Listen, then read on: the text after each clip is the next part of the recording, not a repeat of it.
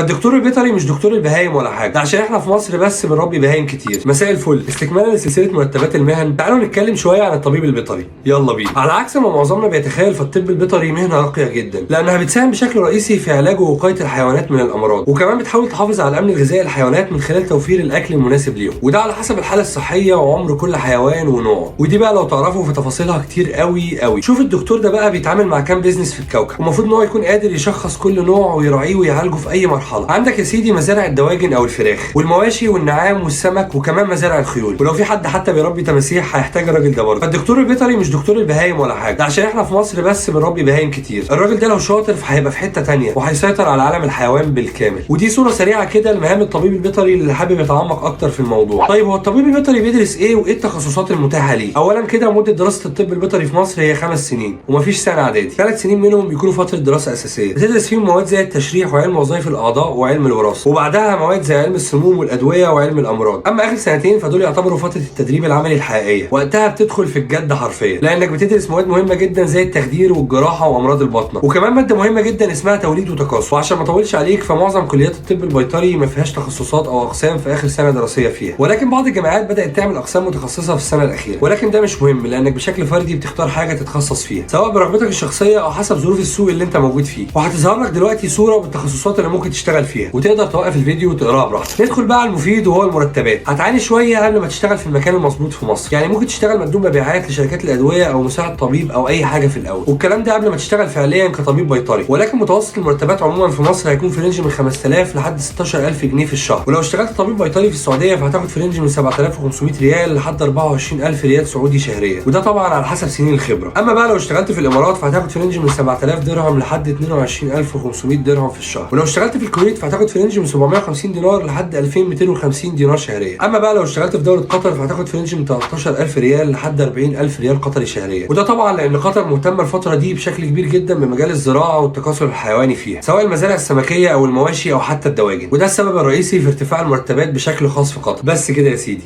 اتمنى الفيديو يفيدك، ولو عجبك الفيديو اتمنى تدعمني بمتابعه ولايك وشير، وشكرا ليكم. سلام.